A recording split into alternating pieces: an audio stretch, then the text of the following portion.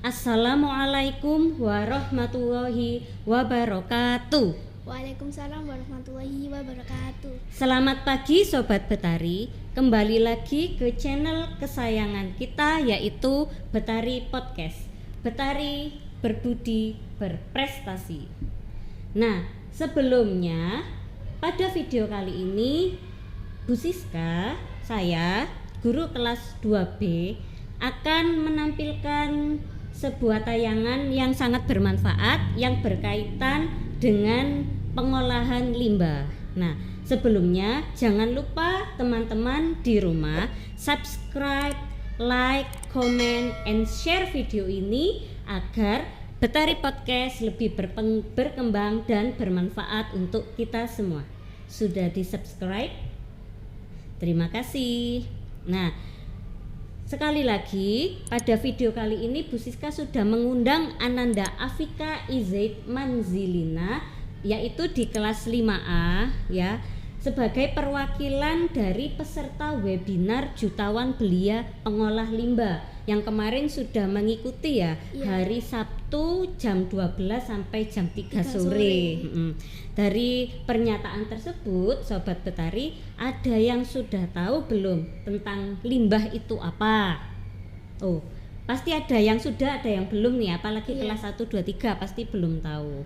Nah, untuk itu Bu Siska mengundang Ananda Afika di sini yang termasuk siswa berprestasi ya, anak hebat Betari yang sudah meraih banyak sekali prestasi termasuk dalam bidang keagamaan, kemudian bidang panggung, seni begitu. Pernah dulu ketika kelas 3 atau kelas 2 ya, di SD Betari untuk memberikan informasi dan diskusi mengenai webinar yang sudah kita lakukan berdua bersama teman-teman ke-14 teman pada hari Sabtu 7 Januari 2023, tepatnya kemarin hari Sabtu.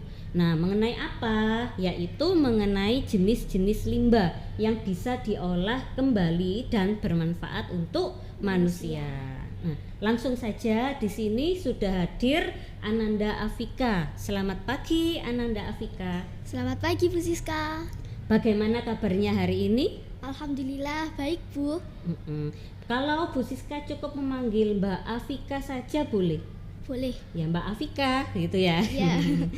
Nah, Mbak Afika tahu tidak, hari ini kita akan memberikan informasi dan diskusi tentang webinar yang telah kita ikuti, atau istilahnya review ya, mengulang kembali. Begitu ya?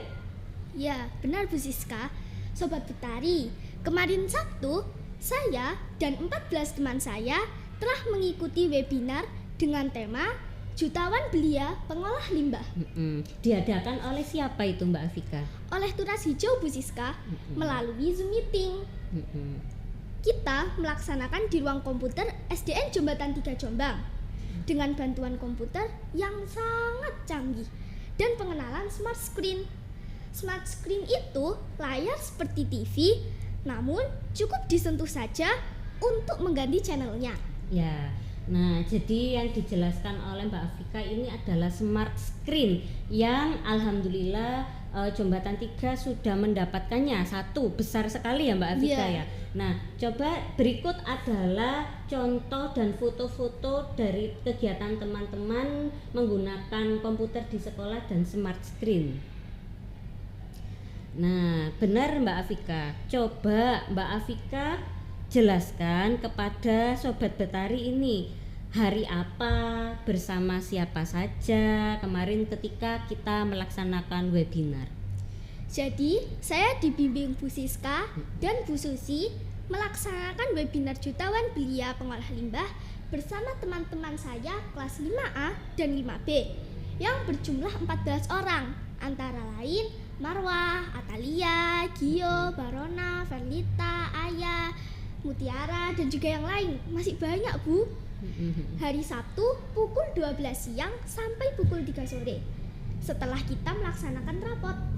Alhamdulillah. Padahal itu rapotan ya, jam 12 siang-siang, ternyata mereka semua giat dan semangat untuk ke sekolah. Itu waktunya istirahat sampai jam 3 sore hanya untuk mendapatkan ilmu apa itu tentang limbah. Capek tidak? Alhamdulillah, walaupun capek, saya tetap bersyukur Bu Siska karena saya telah mendapatkan ilmu baru dan juga kebersamaan teman-teman. Benar, kebersamaan itu sangat penting sekali Sobat Betari. Wah, ilmu baru kira-kira apa saja yang didapatkan oleh Mbak Afika?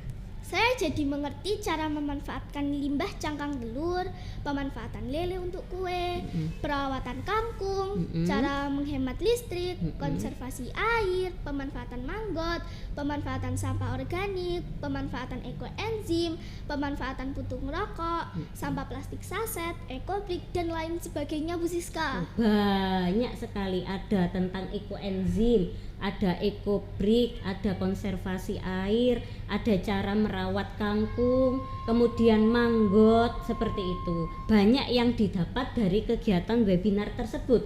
Jadi pengalaman baru untuk teman-teman di SDN Jombatan 3 Jombang, karena memang beberapa materi yang telah disebutkan oleh Mbak Afikah tadi termasuk bahan-bahan limbah. Jadi seperti itu tadi, ekoenzim, ekosistem, ekobrik itu termasuk pengolahan limbah yang baiknya didaur ulang daripada harus dibuang dan mengotori tempat seperti itu. Termasuk plastik-plastik bekas. Nah, daripada dibuang kemudian untuk menguraikannya lama, lebih baik kan digunakan lagi. Nah, begitu ya Mbak Afika? Benar Bu Siska, bahan-bahan tersebut adalah limbah yang bisa membuat polusi udara, polusi air, polusi tanah. Jadi akan lebih baik jika sampah-sampah itu didaur ulang. Nah, begitu Sobat Betari, Bu Siska ulangi lagi bersama Mbak Afika ya. Jadi kalau misalkan sampah itu dibuang seenaknya saja, ya kalau dibuang di tempat sampah kebanyakan kan kita dibuang seenaknya, akhirnya polusi udara seperti asap rokok begitu, polusi tanah, sampah-sampah, polusi air, sampah ketika limbah pabrik atau P3. popoknya, ya seperti itu banyak sekali. Nah, dari pembahasan kemarin Mbak Afika bisa jelaskan ke Sobat Betari apa itu limbah? Limbah adalah bahan pembuangan tidak terpakai yang berdampak negatif bagi masyarakat jika limbah itu tidak dikelola dengan baik. Limbah merupakan sisa produksi baik dari alam maupun hasil kegiatan manusia Bu Siska. Karakteristik limbah. Limbah memiliki beberapa karakteristik umum, di antaranya berukuran mikro, bersifat dinamis, penyebarannya berdampak luas, dan berdampak jangka yang sangat panjang. Dilihat dari jenis karakteristik, limbah dibagi menjadi 3, yaitu karakteristik fisik, kimia, dan juga biologi. Karakteristik fisik terbagi menjadi zat padat, bau, suhu, dan warna kekeruhan Bu Siska. Lalu karakteristik kimia terdiri dari bahan organik, BOD, yang disebut biological oxygen demand, lalu ada DO, lalu ada COD, pH, dan logam berat. Oh, banyak. Banyak sekali. Kemudian Pengelompokan limbah berdasarkan sumbernya. Ada limbah domestik yang berasal dari kegiatan rumah tangga dan kegiatan usaha seperti pasar, restoran, dan gedung perkantoran. Lalu, limbah industri yang merupakan sisa atau buangan dari hasil proses industri. Kemudian, limbah pertanian yang berasal dari daerah atau kegiatan pertanian maupun perkebunan. Limbah pertambangan yang berasal dari kegiatan pertambangan, hasilnya berupa material tambang seperti logam atau batuan. Ada juga limbah wisata Bu Siska. Misalnya dari sarana transportasi atau tumpahan minyak dan oli yang dibuang oleh kapal dan perahu motor di kawasan wisata bahari. Wisata berarti perairan, kemudian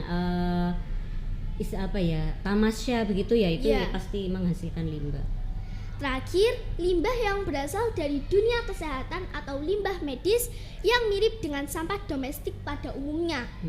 Obat-obatan dan beberapa zat kimia adalah contoh dari limbah medis. Begitu Sobat Betari, jadi limbah itu ada banyak jenisnya. Ya. Tapi kalau menurut Bu Siska, limbah dari kesehatan itu memang sebaiknya tidak digunakan karena Ya, kan masih ada karena obat-obatannya, ada dampaknya, dampak obatnya. dampak obatnya. Tapi kalau yang lain seperti tadi yang dijelaskan oleh Mbak Afika, limbah wisata, kemudian limbah pasar, misalkan limbah pasar itu seperti kangkung yang busuk, lah itu Ya. kan bisa dibuat pupuk ya. Ya. Terus limbah wisata misalkan hasil sarana transportasi seperti itu minyak dan oli ini juga bisa atau sebaiknya memang dipendam seperti itu. Kalau limbah plastik pasti bisa digunakan ya daripada Iya. dibuang karena menguraikannya lama. Nah, kalau yang bisa kita gunakan untuk daur ulang termasuk limbah yang mana saja? Termasuk ke dalam limbah kering ya teman-teman. Kalau bisa jangan limbah medis karena masih terdapat dampak obatnya. Seperti yang kita jelaskan tadi.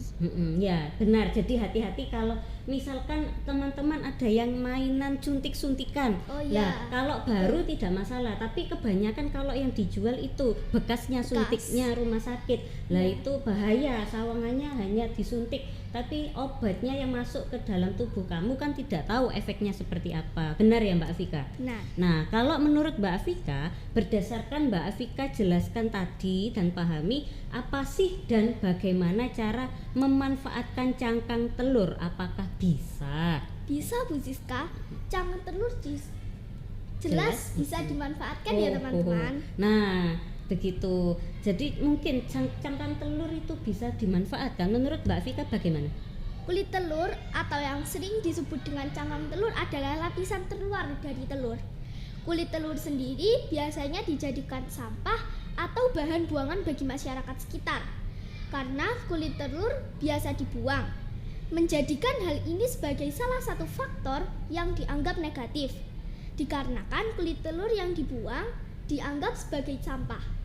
Untuk itu, masyarakat berpikir menjadikan kulit telur yang biasa dianggap sampah menjadi sesuatu yang bisa digunakan untuk atau difungsikan ya teman-teman.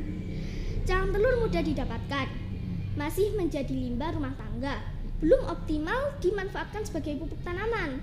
Sebagian sudah digunakan untuk pakan ternak, perlu waktu lama untuk hancur dalam tanah. Cangkang telur kaya akan kalsium.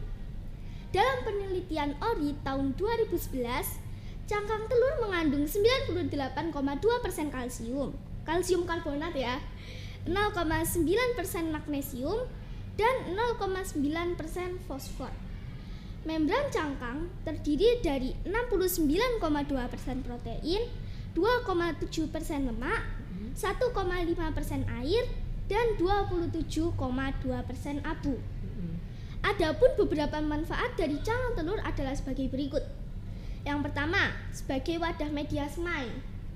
Cangkang telur memungkinkan dapat menyediakan unsur hara yang dibutuhkan proses perkecambahan, dan juga proses pertumbuhan tanaman.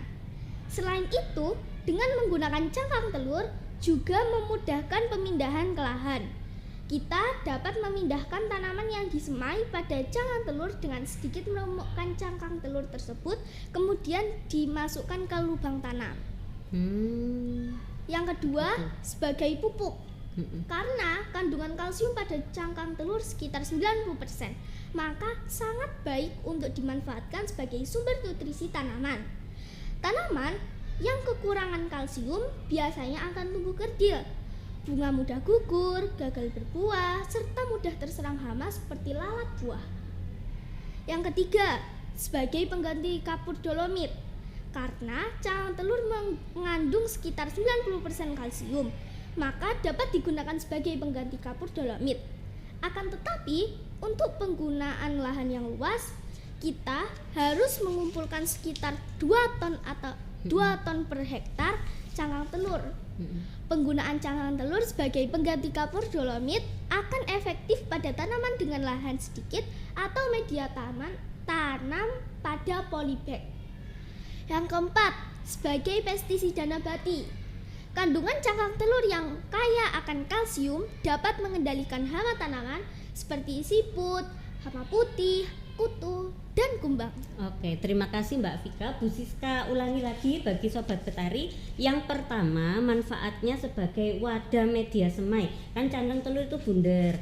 diberi tanah, kemudian Iya. diberi tanaman, yaitu sebagai wadah, atau melalui aqua kemudian ditempeli cangkang telur Iya. menghias. Itu maksudnya adalah wadah semai tadi. Yang kedua sebagai pupuk, karena memang telurnya saja mengandung kalsium dan protein, apalagi Iya. cangkangnya Jadi sangat ditumbuk. baik.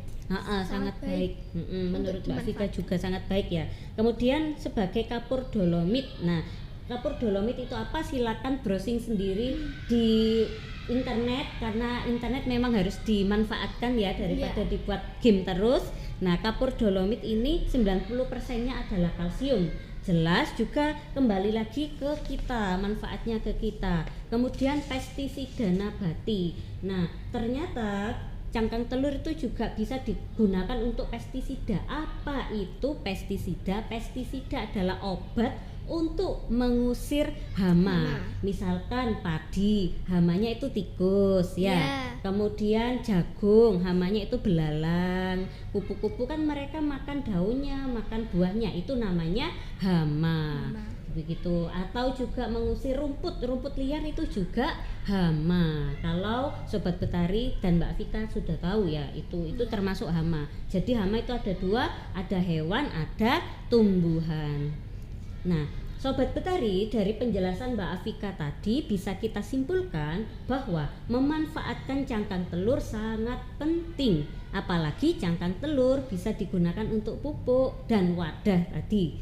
Keren ternyata kalau kita mencoba ya. Kalau menurut Mbak Afika, bagaimana sih cara merawat kangkung yang topik ketiga tadi? Sebelum menanam, dicangkul dulu tanahnya Bu Siska, sampai tanahnya itu tidak terlalu halus. Kalau kangkung, paculannya agak kasar tanahnya, karena tanahnya sudah 5 tahun diolah untuk menanam kangkung ya teman-teman. Dan setiap menanam terkena pupuk, jadi sudah sangat subur. Setelah itu, biji kangkungnya cukup ditebarin aja, lalu diberikan pupuk. Setiap mau tanam pakai pupuk ayam petelur, pemberian pupuk ayam hanya sekali saat sesudah ditebarkan bijinya. Kemudian jarak seminggu tebarkan pupuk urea secukupnya saja. Biji kangkung sebelum ditanam sebaiknya direndam dulu 1 malam. Sesudah direndam, biji akan lebih terlihat mengembang gitu. Fungsi direndam itu biar cepat numbuh sesudah ditebarkan. Setelah itu disiram sehari sekali, kalau enggak ya pagi atau sore. Harus rutin ya Bu Siska. Biasanya kalau musim hujan malah lebih bagus ya teman-teman, tapi jangan sampai nanti terlalu banjir dan menggenang airnya. Siklus waktu panen untuk kangkung darat terhitung 27 hingga 35 hari. Memang relatif singkat, sehingga budidaya kangkung darat memiliki pendapat yang cepat. Dalam perawatan kangkung darat tidak membutuhkan proses persemaian seperti sayuran yang lainnya. Begitu Sobat Betari. Jadi yang suka makan kangkung, tapi ya jangan terlalu banyak nanti mencret ya. Ya, kangkung darat dan kangkung air. Kalau kangkung darat itu tadi yang bisa hidup di atas perairan seperti sawah-sawah. Kalau kangkung air biasanya itu di sungai-sungai. Lah yang berbahaya itu kangkung air, karena kan sungai, iya kalau sungainya bersih, kotor lah. Terus habis itu ya kalau kangkungnya nyucinya bersih, kalau nyucinya masih kotor terus dimasak kena kita lagi. Makanya kan banyak yang diare seperti itu. Jadi begitu ya Mbak Afika, penjelasan yang sangat sempurna dan lengkap. Nah, Sobat Betari sudah tahu kan bahwa cangkang telur, sampah plastik bisa digunakan daripada dibuang. Jika kita telah mengetahui cara menanam kangkung yang benar. Nah, ada satu ilmu lagi yang kita semua belum tahu dan baru tahu Mbak Afika, yaitu EcoBrick. Coba Mbak Afika kan kemarin ikut webinar, jelaskan apa itu EcoBrick. EcoBrick adalah sebuah inovasi visioner yang dikembangkan sebagai solusi pengolah limbah plastik. Diambil dari 2 kata pembentukannya, eco dan brick. Secara sederhana didefinisikan sebagai bata ramah lingkungan. EcoBrick sendiri diciptakan oleh Russell Meyer, seorang seniman dari Kanada di Filipina. Sangat populer di dunia saat ini dan juga sering dikenal dengan nama-nama seperti Bottle Brick atau Ecolectrilo. dikembangkan dari material plastik atau sampah plastik. Ecobrick ini memiliki sifat dasar dari plastik tersebut, yaitu kuat, anti air, dan awet. Cara membuat ecobrick secara mandiri nih teman-teman. Teman-teman bisa membuat juga ya. Iya, nah yuk di awang-awang dulu, nanti suatu hari minta bantuan kepada guru kelasnya, orang tua, bagaimana cara membuat ecobrick. Bagaimana kalau menurut Mbak Afika? Sangat sederhana bentuknya dan sama sekali tidak mengeluarkan biaya teman-teman. Inovasi pengelolaan limbah yang satu ini dapat dibuat secara mandiri dengan mudah. Nah, jika teman-teman tertarik untuk membuatnya, berikut ini adalah sejumlah bahan dan langkah-langkah pembuatannya. Bahannya itu botol plastik 500 ml, itu untuk wadah ya teman-teman, sampah plastik, dan juga sendok. Langkah-langkah pembuatan. Yang pertama, cuci dan sterilkan semua elemen plastik maupun perlengkapan menggunakan sabun antibakteri. Pensterilan elemen-elemen plastik sangat diperlukan ya teman-teman untuk menghilangkan bakteri yang melekat. Yang kedua, keringkan semuanya menggunakan lap bersih. Yang ketiga, masukkan sampah plastik yang teman-teman miliki ke dalam botol tersebut. Jika sampah plastik berukuran besar, potong menggunakan gunting. Yang keempat, padatkan sampah plastik menggunakan ujung bawah sendok ke seluruh ruangan botol. Jangan sampai kempes atau mengeluarkan bunyi ya jika ditekan dari luar. Yang kelima, tutup botol tersebut dan teman-teman sudah menyelesaikan satu buah ecobrick.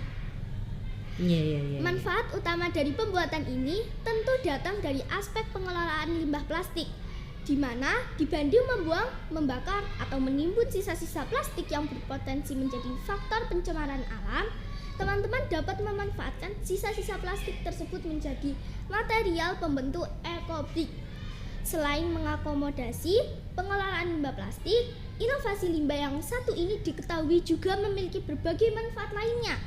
Adapun manfaat tersebut bisa ditinjau dari sisi fungsional dan sisi ekonomis. Dari sisi fungsional, manfaat ecobrick diketahui sering menjadi material dasar dalam memproduksi sebuah barang, mulai dari pembuatan furnitur, perabotan indoor, hingga material pembentuk sebuah bangunan, misal dinding sebuah ruang. Meskipun sederhana bentuknya, ecobrick benar-benar dapat menjadi material substitusi bangunan seperti batu bata merah atau batako. Begitu. Jadi ecobrick itu kering, sampah kering dari botol. Kalau sampah basah itu namanya ekoenzim. Begitu. Yang dijelaskan oleh Mbak Afika ini adalah ecobrick yang mudah. Jadi botol-botol yang habis dipakai daripada dibuang, mending didaur ulang lagi. Ya, itulah Sobat Betari, ecobrick itu sebagai bahan sampah kering. Perlu diketahui bahwa ecobrick tidak bisa dibuat oleh sampah basah. Kalau sampah basah itu namanya ekoenzim. Benar Mbak Afika? Benar Bu Siska. Sepertinya pembahasan kita sudah cukup mendalam ya Mbak Afika ya. Yang beberapa materi tadi yang penting-penting untuk Sobat Betari di rumah. Jika ada pertanyaan lebih, langsung tulis di komentar, di bawah komentar ya. Lah, adakah Mbak Afika pesan dan kesan untuk Sobat Betari di rumah?